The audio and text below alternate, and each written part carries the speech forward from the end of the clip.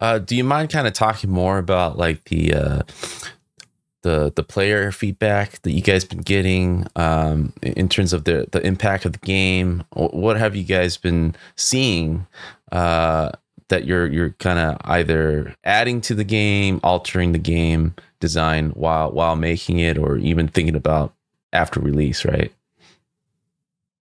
I'd say the player feedback, the biggest fear we had coming in is that people wouldn't get it.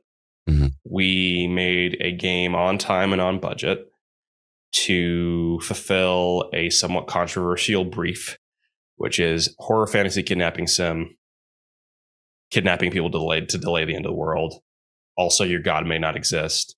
Mm-hmm. The concept there is out there, and that is part of what gets attention, but it's also the thing that makes it most likely for the audience to misunderstand what you're making, most likely for the audience to look at from afar and say, man, that is a cool thing you did. I'm not going to play that because that's dark.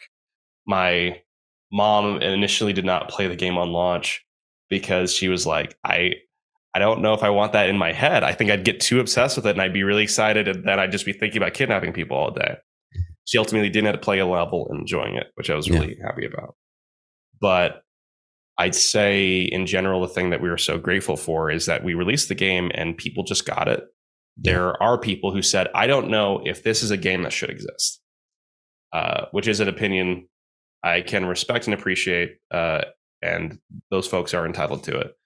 But for the most part, both critics and players understood what we were bringing to life and that it was more than its grotesque framing.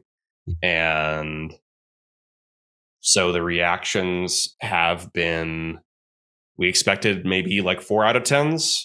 We got a 9 out of 10. We got 8 out of 10s and 6s and 7s. That perfect sweet spot for you pulled off an interesting thing that said what it wanted to say. So I'd say the reaction has been positive. A lot of people have understood the game or come away with new insights about themselves.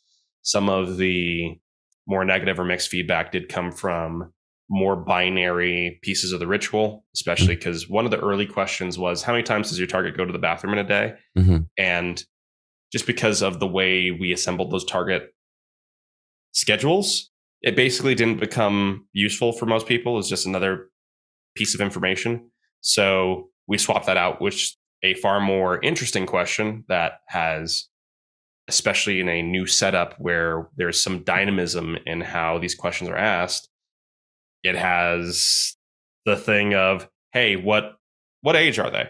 Mm-hmm. If they're younger than this, do this. If they're older than this, do that. We are being reactive and we fix controller support. We are looking for ways to accentuate what the game is doing. That will culminate in the release of an endless mode within the next few weeks, where you have an endless list of targets that flips the core dynamic of the game on its head, because a lot of the core game as it stands is you're given vague information and you have to find a target that aligns with that information, as well as have enough intimacy with their schedule and who they are to be able to successfully complete your ritual. In the endless mode, we flip the information and say a very specific piece of information, like find the lawyer or find the teacher. But the information you get on that schedule is far less specific than it is in the story mode. So rather than say, go to courthouse, it just says work. And you have to figure out from other pieces of their lives and assumptions you can make about the overall context. Okay, this person is working really long hours. They're constantly hitting the bar.